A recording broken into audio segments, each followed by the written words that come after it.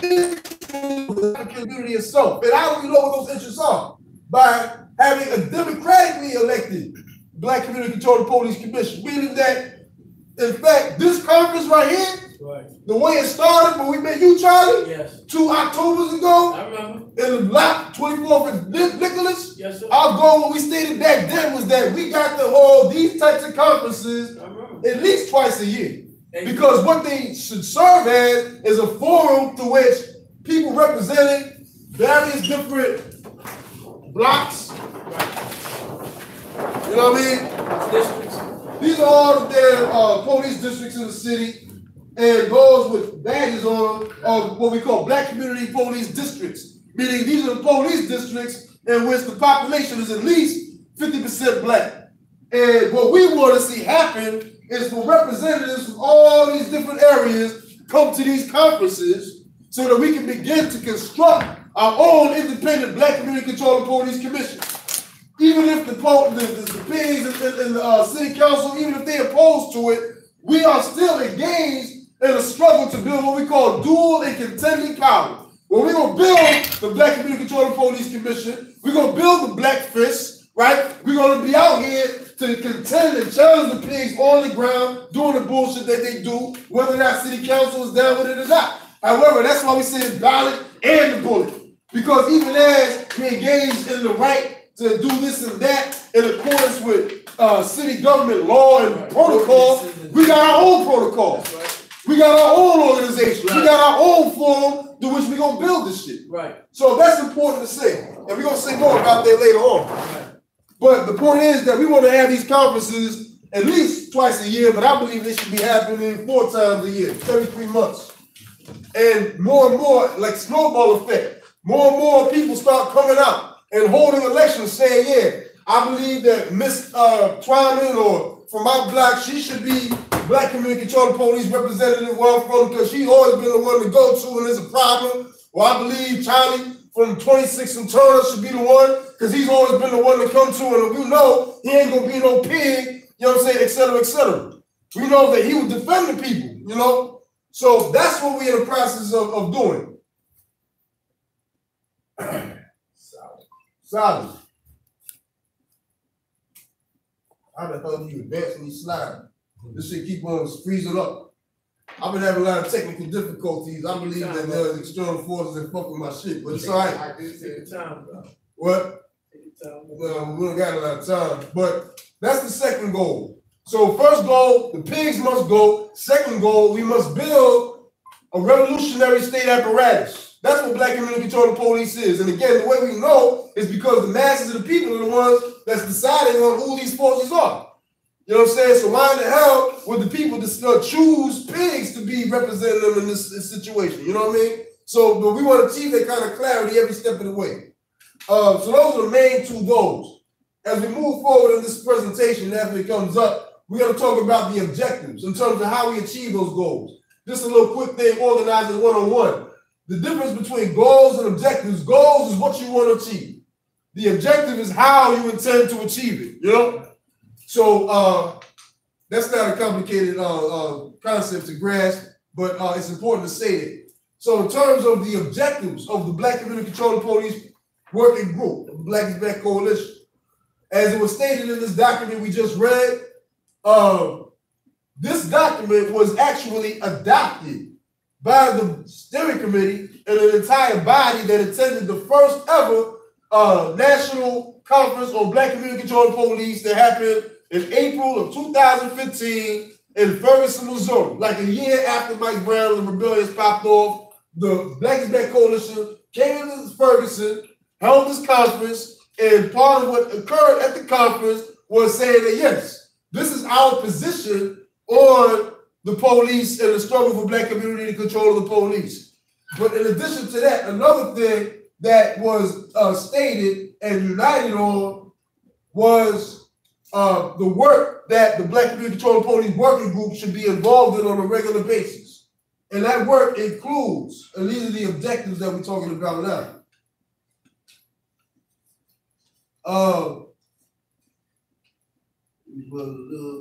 That's the second goal.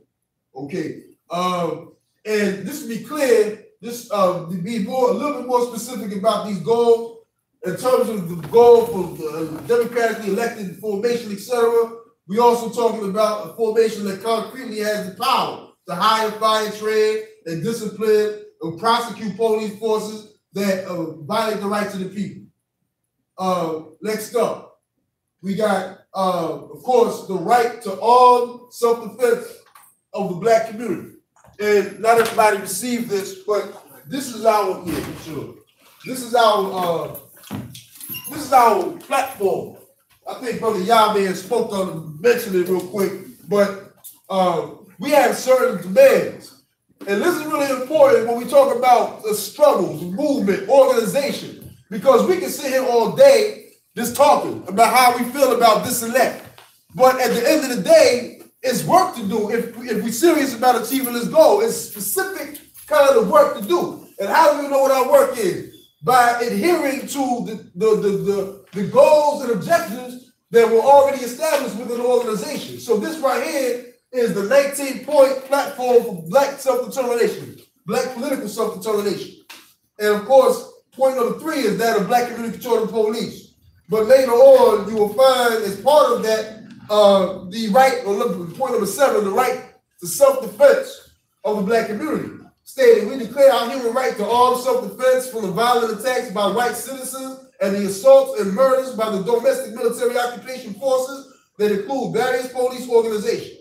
We fully recognize that in a struggle for self-determination, any active resistance by the oppressed is an act of self-defense. So we don't limit our method of struggle to simply, at the end of the day, appeasing to the white people in City Hall or whatever other office that presides over this government, asking them to please, respect our wishes. We understand that they impose their wishes, not because they asked us to, but because they got military forces that have the ability, if you disagree or do not do what they say, then they will pull their guns out on you. So we're very clear that in the final analysis, as it was said before, the relationship that the police have in the Black community here is no different than what the Marines are doing in Afghanistan. And that's why we include in our struggle, in our platform, the right to the armed self-defense of the Black community. But also recognizing that this must be a people's movement. We're not talking about a handful of individuals doing something unorganized and anarchistic individuals. We're talking about the people, again, like Cuba. It was the people, the people of the state. The people are one to the objective of defending their country, etc. And that's what we must win amongst the Black community here. So in terms of the objectives of the campaign, and this is going back once again to the conference that happened in Ferguson in 2015, certain objectives were identified. One is City Council resolution to wage a campaign to get the City Council and your local government to adopt the Black Community Control and Police resolution, which can actually be found in your registration package. Brother Kamal, you don't feel that way anymore about BCCP, do you? No. Okay. Though whether I'm going to join BCCP. Well, that's not the question. But I'm considering more and more. It's right on. We're gonna move forward because by the end of this thing, hopefully, I'm not to leave soon. All right, no doubt. Well, we on the broadcast as on Facebook as well. Right. So we talking about the City Council resolution. I just want to point y'all real quick. One of the documents on your packet, it starts with saying Municipal Code of Philadelphia.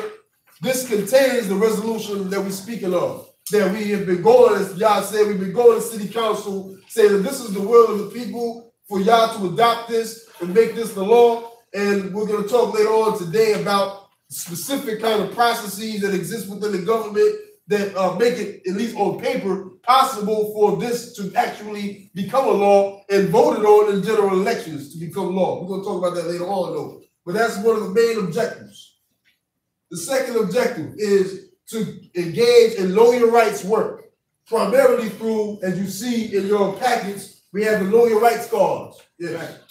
So when we do outreach, which is pretty regularly, we always are distributing these know your rights cards to the people. And in these know your rights cards, it lays out some basic understandings of what somebody's legal rights are whenever encountered by police. You know, that's not to say that the police don't follow the law, but that's the whole point.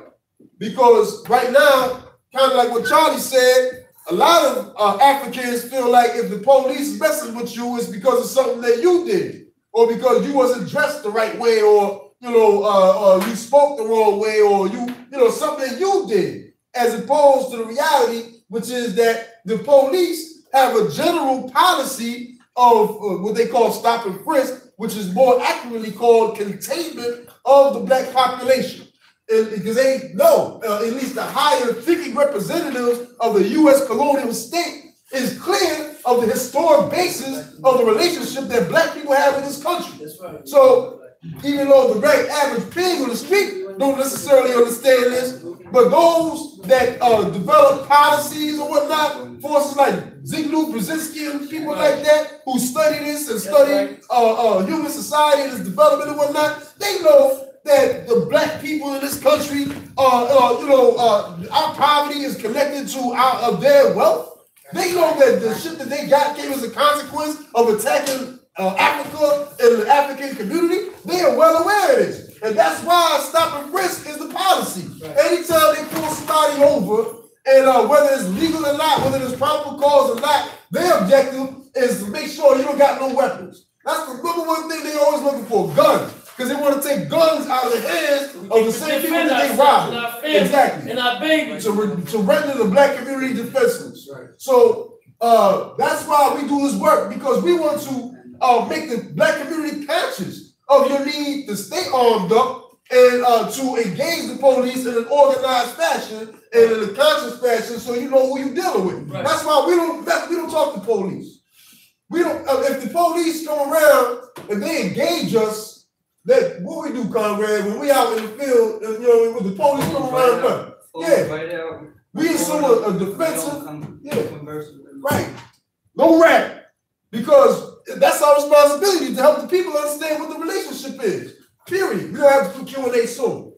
So we do this know your rights work. We do this know your rights work in part to expose this dictatorship, to expose the fact that it don't really have nothing to do with criminality or law. It's about maintaining the status quo, to make sure that the niggas don't have the ability to get out of this situation, to overturn this parasitic relationship that this system has with us. Right. That's what it's all about. And that shit, they rule without regard for law. It's dictatorship. Right. And the know your rights work that we do is designed to expose that reality. Right. So even though the law clearly says, the Fourth Amendment clearly says that the police, if they stop you, they got to have probable cause or reasonable suspicion. Especially if they find something and you go to court for it, that shit got to be thrown out. You know what I mean? But the reality is they don't do that, and black people don't even know that that was illegal in the first place, and therefore we end up going home thinking that it's something that we did. You know what I mean? As opposed to reality, which is that it's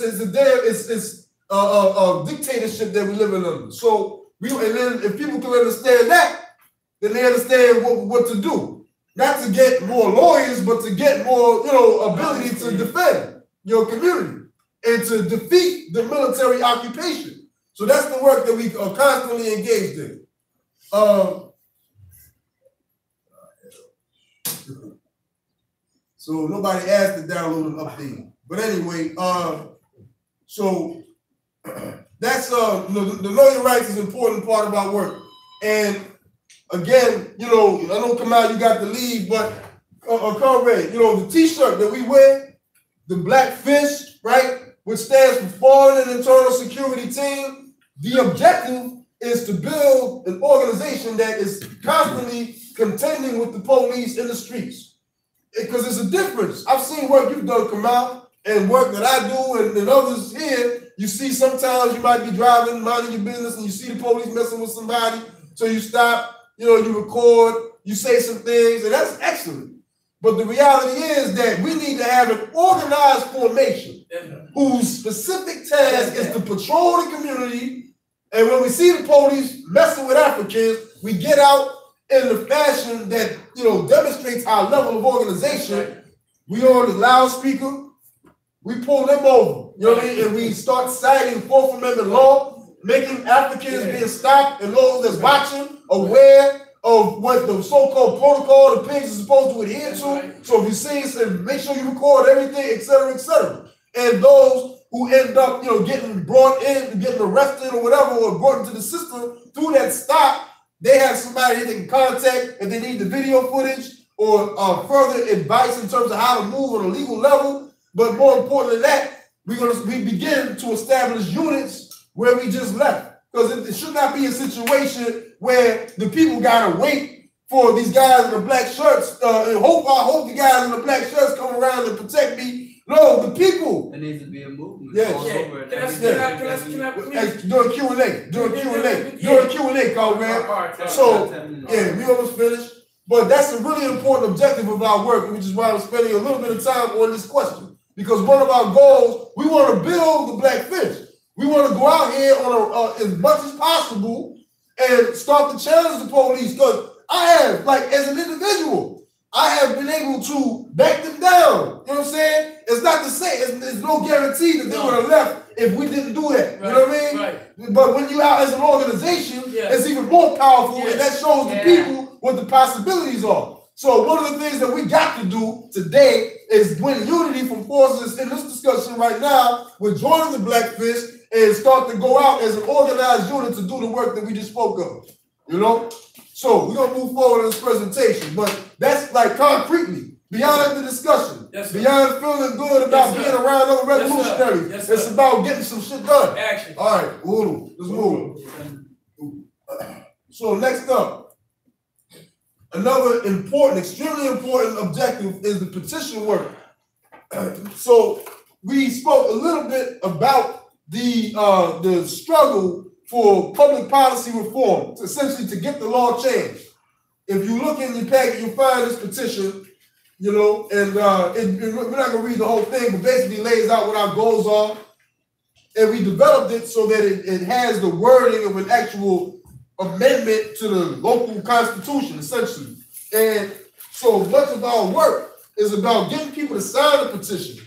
And in fact, the law says that 20,000 signatures should be sufficient to allow for your proposed law to actually be placed on the ballot for election to become a law. And that's what the law says. We don't have Q&A. Chill.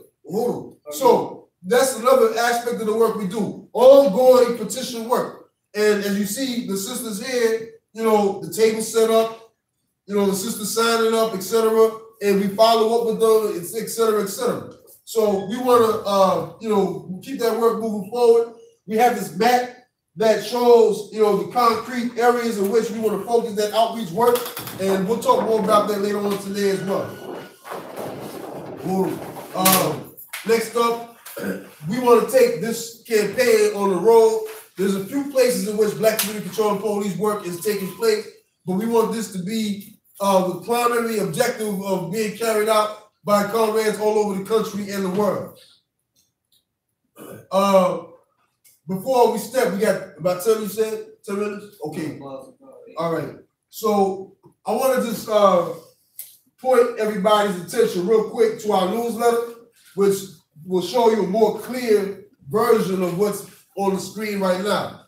If you can open up this newsletter right here, and on page 2, which is extremely important in terms of what we're trying to make happen, in terms of the role that the revolutionary state would play in the Black community.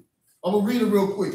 So the chairman says, Black community control the police is a demand that although reform initiates a struggle to deconstruct the colonial state presence in our community, Black community control of police is a democratic demand, and that it places control of the police directly in the hands of those most affected by police behavior.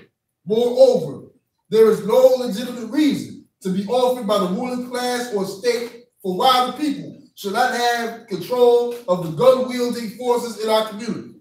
This means the power to hire, fire, train, discipline, fund the police will be in the hands of African people. We can create community councils that would have this opportunity. This means that the police will cease to be an invading force that comes to the African community looking for trouble, but would have to live in the community and share in solving all the contradictions of the community, including poverty and joblessness, poor housing, poor and poisonous education, poor or low health care, etc. This means that the role of the police would have to change. Their uniforms would also change from the military, stormtrooper outfits, and gear that are designed to instill fear and function to remind the people that we are under occupation. That was written January 2015. On the next page, across from that, this is why we begin to address in our Black Community Control the Police Charter Amendment that you can find in your packet, the one that starts with saying Philadelphia, Municipal Code of Philadelphia. So this law that we have written, it is beginning, and we're going to talk about this later on as well when brother from Black and Brown Workers Collective comes. But this is where we begin to address the question of reparation, because the Black Community Control the Police law doesn't just speak to, the question of controlling the armed forces, but it also speaks to the type of social and economic system that the armed forces we control would protect. So we said right now, and the struggle was opened up by those comrades I just mentioned, around housing, where you got, I don't know the exact number, we need to find out, but there's a lot of homeless Black people in this city and around the country, But at the same time, you got all these abandoned buildings, abandoned lots that can be transformed at minimum into like community gardens that can produce food, but really could be used as space to construct buildings that can house people and create other economic institutions. And city council, the local government, has the ability to make that happen. They got the resources. They spend over $1 billion every year on police, prisons, and courts. That's how much the city spends, or the state, right? On nothing but locking Black people up. So we say under this law that we are struggling for to be passed as actual law, we say that it would, in part, it would begin to advance this strategic demand regarding the question of economic development, specifically housing. So we just want to read a couple of excerpts from the law that we are proposing be included in our charter amendment that deals with the housing question. It says, quote, no rent from tenants within Black community police districts shall exceed 25% of the average income of residents, households of that district. So you got North Philly, where we at right now, but further up, mansions and areas like this, impoverished, devastated. But at the same time, gentrification, where these white people is beginning to buy up houses that were stolen from Black people and Black families through some form of deception or outright force. Right. Now the rent is going up, right, in the same community. Yeah. You know what I mean? And this is allowed by these sellouts in city council and whatnot. But through this particular ordinance, this amendment that we are proposing, we saying that 25% no mas. Anybody that lives in this community where the masses are Black and poor, the rent can be no more than 25% of the average income of those households. Right. In addition, this proposed amendment is calling for city-owned abandoned properties to be developed into housing for homeless and impoverished families within the Black community districts under the leadership of Black working councils, which the chairman also references in the excerpt that we just read, where he said we can create community councils that would have this opportunity. So this is what we are struggling to implement through this overall struggle for public policy reform, right? So these are a couple, there's a lot we can include, but this is our starting point, because if you don't got no place to stay, then you can't even think about struggle. You know what I mean? If there's anything we should be struggling for, it's food, clothes, and shelter, and the ability to defend that, which is what Black Community Control the Police is all about. So this is much of what we are putting on our future trajectory in terms of our strategic work. The Black Fist, the so-called cop watch, which we don't like to call it cop watch, because it's not about being some passive observers just watching the police. It's about intervening. It's about fighting to the extent that we have the logistical capacity to do so. If we had 1,000 forces of black community control the police, obviously our tactics and strategies will be a lot different than if we only got 10 people. But we gonna start somewhere, so we know that if we go out every Thursday, Saturday night, we will witness police harassing applicants illegally, and we know we can do something about that. We know that we can go down to court with them if they have to go to court. We know we can give them the video footage that demonstrates how your right was attacked when you got stopped by the police. And we know that if we do that kind of work, that will make the masses bold and more confident in their ability to struggle some more. And we say, even while we're doing this, we're not coming out with guns, but we say you have a right to fight back when they damn, they're not following the law either. So why should we respect you? Why should we respect your law? Why should we respect your government? What makes us different than the people in Afghanistan? They shooting back. So why should black people not? Where's the criminality in that? So this is the type of understanding that we try to share with the people. And the people will take it and run with it if they know there's a movement. If the movement justifies that, if the movement makes the people confident in their ability to struggle in that way. But if all the people got is Barack Obama and the Democratic Party, you know what I mean? Then the people, they defend it's like their hands is tied. He's the worst. Yeah. So that's our critical task right there. Be on the next movie. Yeah, and this is the work. This is the work, comrades. This is the work. This is the work. It ain't about, all this Whitney Williams, gossip, right? All this nonsense that got nothing to do with what we talking about right here. Because none of us may even like each other.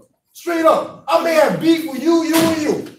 But we know when we walk out this building, the police don't know that. And if they do, they're going to try to manipulate that and turn us against each other.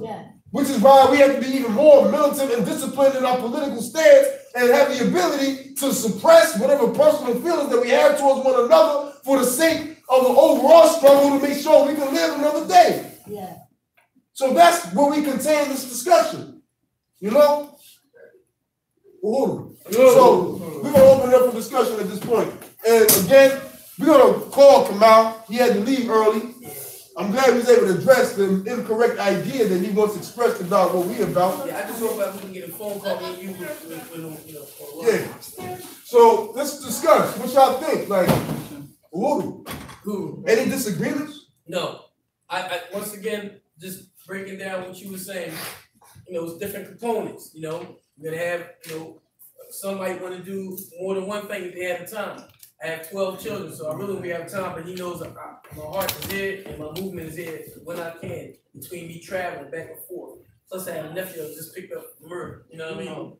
And I'm just, and a little cousin that was picked up the murder. So it's like, and I know good and well, as far as my side, knowing what they do, knowing it had nothing to do with it. But there's so many young people doing stuff and they look alike, and these kids look alike, and they just grabbing them. And it's like, and I had to go and take my money. That's what I was trying to tell them. I'm so peed off about this, man. Like, I'm really like, what's your comment, my thing is that we have to break down, the different components. Some of the sisters, like the sisters at the table, they might just be with, fundraising, and then, you have the brothers who are going to be out there, staying on cop watch, you know what I'm saying? And then, we have some of the people who wants to put together some type of, have the camera equipment. Remember, brother? Yeah, it's like, I have some stuff that people wear and, do some different social media, little mini clips of movies or situation, part 1, part 2, part 3, part 4, little stuff, you know what I mean? They add up. I gotta go back out. You know what I mean? You don't have to. We have to stay active. We have to live this, like other than us going to work, taking care of our kids and all, but getting them to understand, you want to act in music, well, let's do it this way. You know what I mean? You want to help out, fundraising, like baking cookies and stuff, baby. Let's do this, and go out and sell, and then give proceeds and portions to this to keep, the literature going, and little different things like that. We want to try to get black law books and different type of study things so we can do people law school, help with petitions and all type of affidavits and different things of that sort. So it's very important. At first I didn't understand how it all, went together, but now I understand because I have a lot of things that I've been doing like I said, 12 children. But now, once he broke it down again, once again, the petitions makes it easy for you. And I just want you to let you know it's not as hard as it is. We just need everybody just do a little something here and there. Like I said, at least twice a month, you start with that. We don't have to have every day or just twice a month something, getting together, little conferences like this. Then maybe some of the days, some people don't have to be in the conference, they know what it's about, and they go out, but there's some people that's here to keep reinforcing this same type of information that's pertinent, so that everybody can get attached to it, in their mind, time at the time, so they understand the now, and doing things within the daytime, and then the brothers we out at night, like we supposed to be, protecting the community. So you say you enjoying the Blackfish? Yeah, like I'll do a night a month or something like that, you know what I mean? But yeah, right on. Exactly. So we got one. Good. Hold on. That's time for your comment, sister. Oh yes, hi. I just want to thank you guys for being here. I like what you said about the movement, because that's what it should be. And we as a people, first let me qualify myself. I'm born and raised in Philly. I'm a retired school teacher. I moved away, but I'm back home now, and I want to get back. Right, I'm a literacy, and so it's a lot that I can contribute. But basically, I'm just so happy to see that we're coming together as a community, and it needs to be done because we need to protect ourselves. We can't rely on the government. It's not there. We've always, as a people, helped each other, even in our phones, when we were coming from point A to point B. So it's something that we need to get back to. And we just take the hood back, take our community back. And I'm here to support any way I can. And I thank God just for giving me to be back home. It feels good to be home. And my birthday tomorrow, I'll be a whole 66. My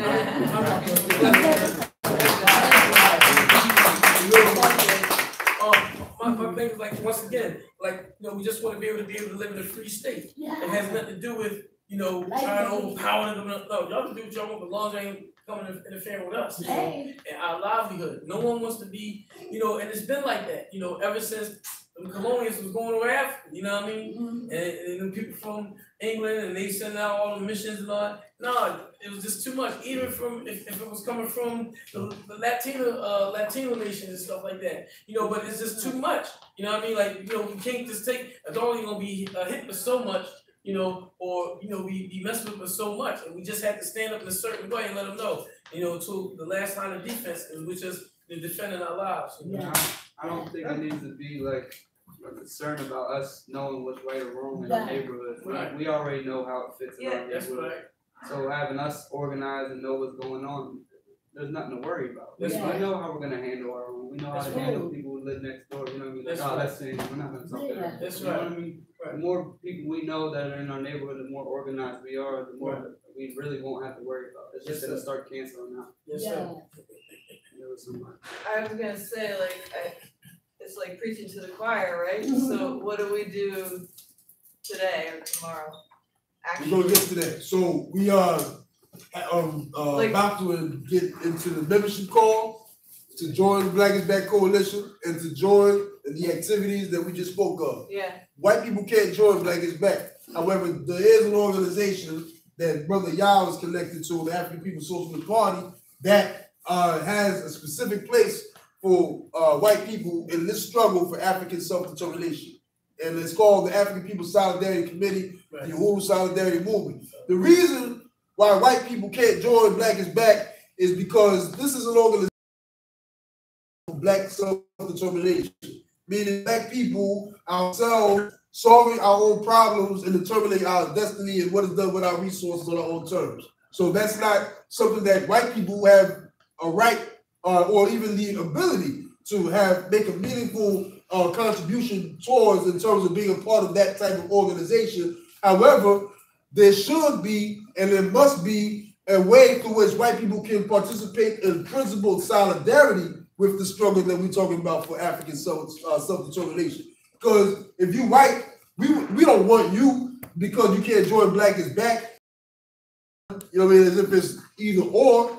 You know what I mean? We want to win white people to the stance, in fact, of reparations, recognizing that all the wealth in the community that you come from, all the wealth in the white community and the white oppressed nation is based on this attack on the African community.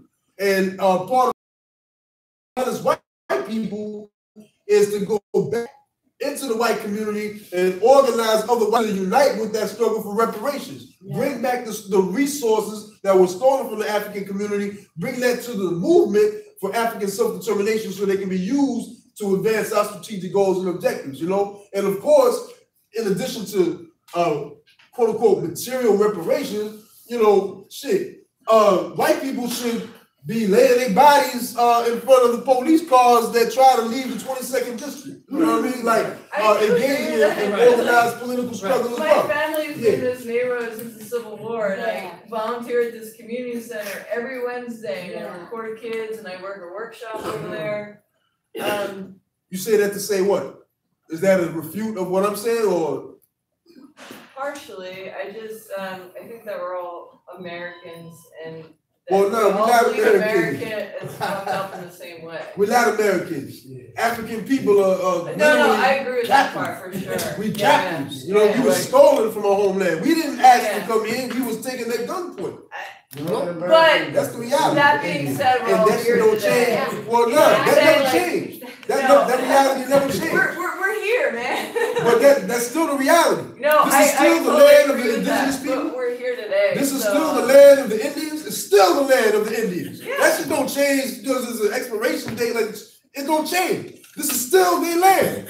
Africa's our land, and we want to go back home, and we're not going without our resources. You know, and honest white people need to come to grips with the fact that America, as an institution, as a government, everything about this country is illegitimate. Just as illegitimate as Israel. Okay, you know? So But I agree with everything you just said. Yeah. But also, I'm bringing something to the table that might be helpful from my perspective. What he said, what he was saying, misunderstood. Right. He said that white people have an organization under the African leadership, under the African People Socialist Party, and it's called the Solidarity Committee. And if you're interested as a white person, you can give me your name, give me your name, and I will forward that to the white organization that work under the African People Socialist Party. And they would be in contact. Is that okay with you? Oh yeah. That was I totally agree with. I understand the separation. Yes, because I totally understand separation. They work. Just like if I was going to talk about like being a woman versus being a man. Of the African. And they have a leader. They have their chair people. Penny S is the leader of that. So you would want to give me that information. I'm just asking you, like, I'm here. And I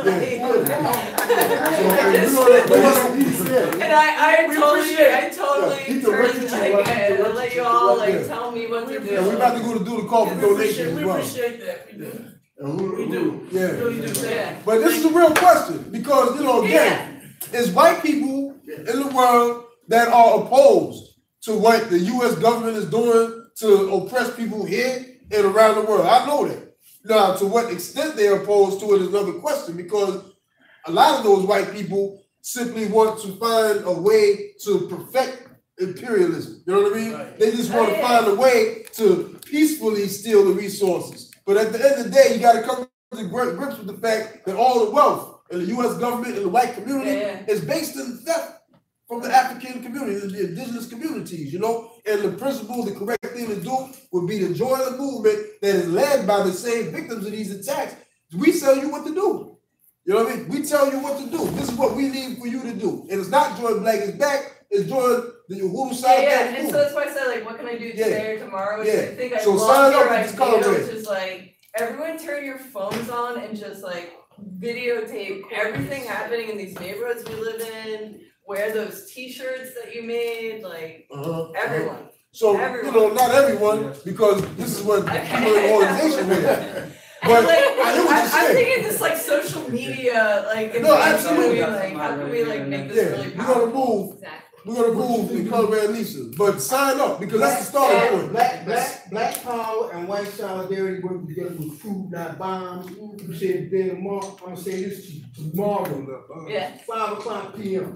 Show up at Aviator Park, which is like, it has a colored statue. Statues are not just stones, but it's near the Franklin Institute. The food, not bombs folk will be I in know, the barn. yeah, You talking about how you. Yeah, we're gonna deal with that, yeah. From your perspective, with our perspective, tomorrow, food, not bombs. We're gonna be Well, certified. we're here too. So we're gonna move to Sister Lisa.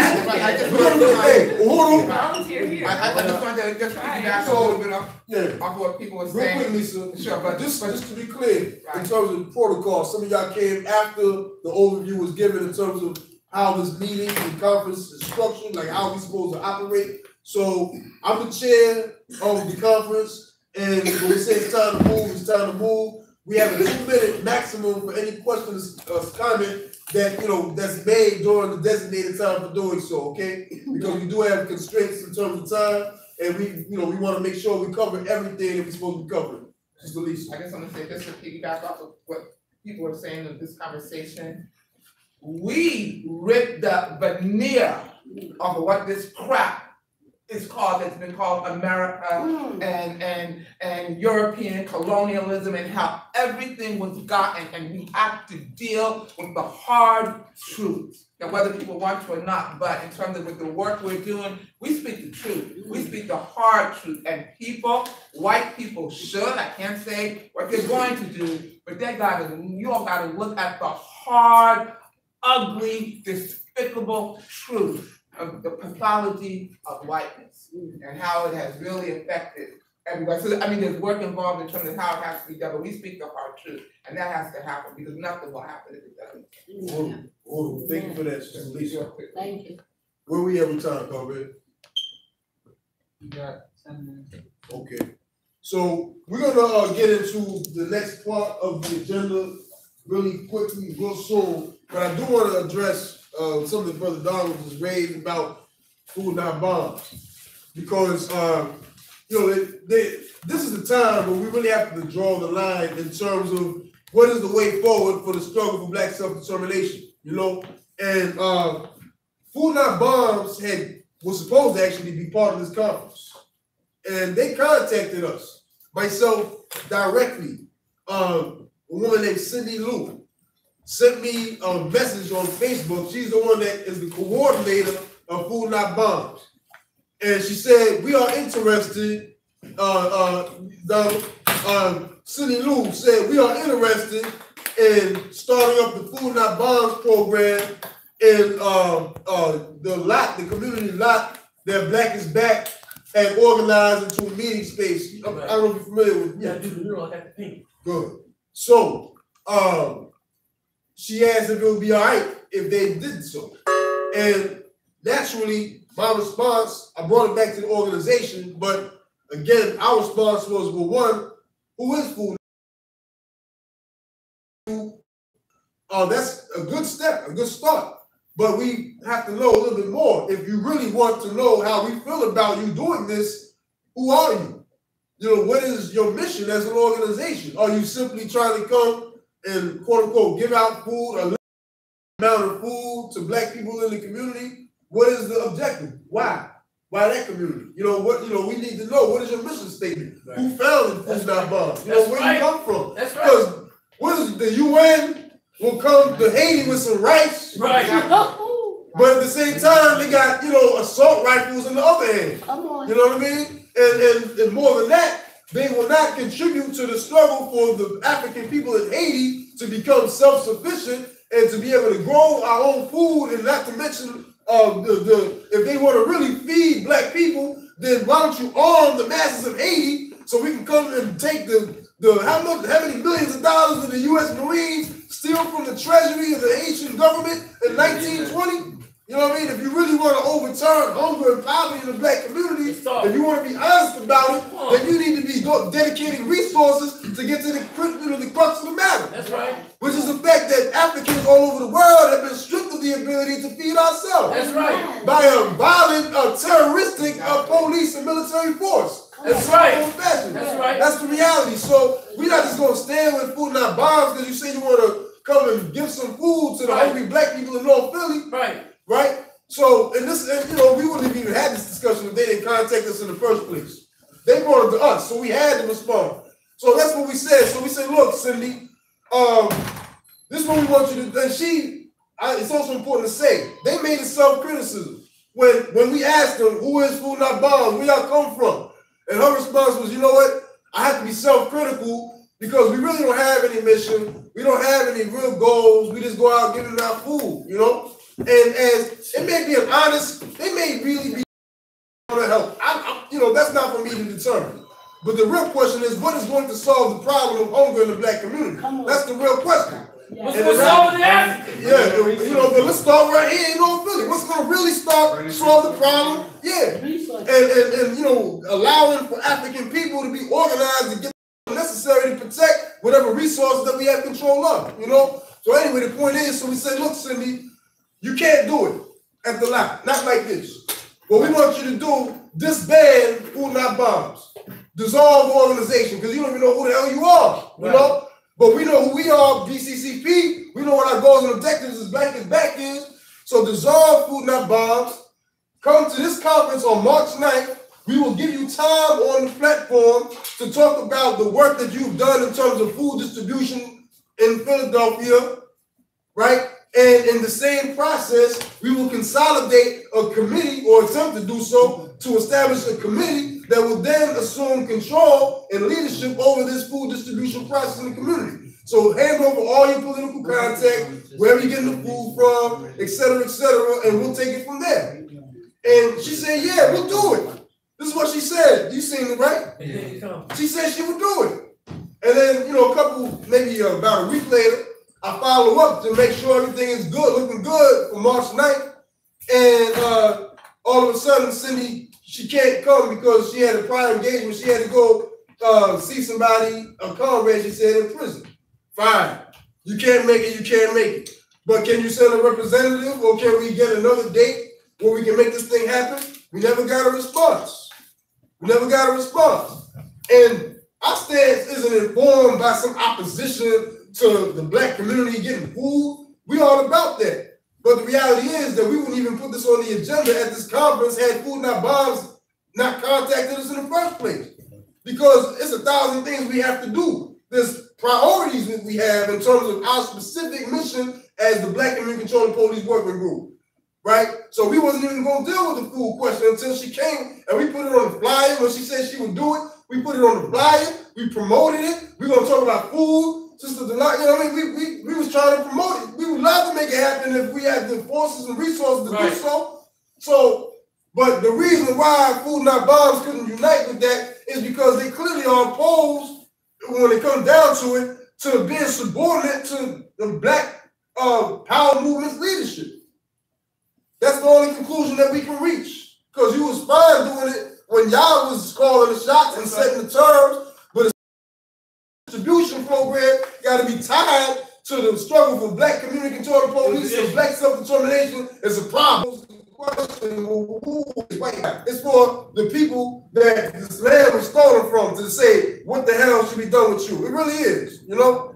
And that's our stance. However popular or unpopular it may be, that's the correct stance that we have to assume, especially since you asked us in the first place. So this is why the whole question of the leadership of the Black Power movement, the Black community, we want to establish leadership, political leadership, so people can be on the same page in terms of what the goals of our struggle should be. So with that said, again, I want to strongly advise you to sign up with Brother Yah, join the Hoodoo Solidarity Movement, African People Solidarity Committee, you know what I mean? And at this time, we want to make a call to Africans here to join the Black is Back Coalition for self-determination of social justice, peace, and self-determination. We had some membership forms, but membership in Black is Back is $25 a year. That's it. Some of us have joined, brother. I think you have to renew. Yeah, April, between April 1st and the 5th, everything should be, because I had to get on. Understood. No explanation needed.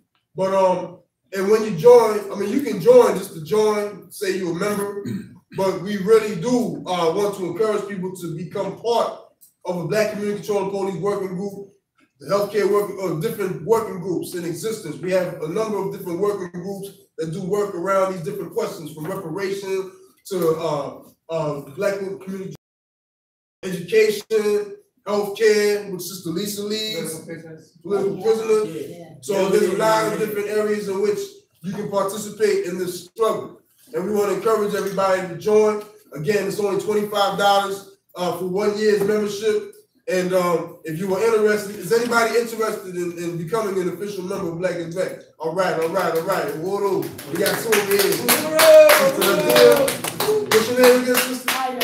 Iris Chappelle. Iris Chappelle. Okay. Actually, my dad's name is Frederick Douglas Chappelle. Okay. Yeah, I was looking at that. See? This is like something like, she's saying, are you able to join today? Well, not with the 25, because I'm like him, every I'll pick Thank you, I can do it. Oh, right on. Thank you. All right, so we got 2 memberships. That's what's up. Yeah. Thank you so much. Anybody else? Yeah. Is it possible for our white comrades that are interested in as far as like within the acting part of it, because it is a real dynamic between Black and whites and the cultural and communities. And what's the question? Gentrification, the whole nine. As far as like within the acting part of when we start doing pieces. Just little informational pieces and stuff like that. Oh, you talking about the video? Yeah, because I want to start that. I would imagine that that's a possibility, but that's not. No, but I just want to ask. Yeah, we are really clear on our membership policy, and that's what we're talking about right now. Now, in terms of ways in which white people can participate, again, I believe that needs to be limited to the question of joining an organization whose mission is to stand in principled solidarity with the African liberation movement. And let them say what to do. Let them say what to do. You know what I mean? I don't want to interrupt, but I just want to say I'm here for my students, and I have a broad range of students who are from Philly and live in Philly. So I'm here for them.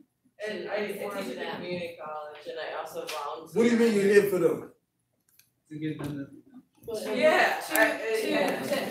tell them that this exists. Because they don't freaking know. Meaning that you want to take some flyers? Yeah. Okay, yeah, you can have some flyers. That's great.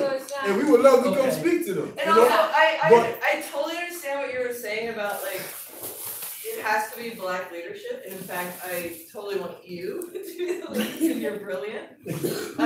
But we're still sincere. So I know. And please don't mistake this stance as an antagonistic one. No, I understand. Yeah, we got work to do. Right. That's the bottom line. And there's only one way we're gonna get out of the situation. I agree with the idea that like it needs to be a Black leadership for sure. It has to be. It has to be. What we're gonna do, please give your contact to Brother Nana Yah Grant, okay? And you gonna follow up, right? Yeah, we about to do the break right now after the fundraiser. Yeah, and we very open to going and speaking and doing stuff like that. Let's do it, the way that we're supposed to do it. Hold on. So, comrades, we're not done just yet with this segment. I just want to be clear. So we got Sister Adia and Sister Iris. Welcome to Black is Back.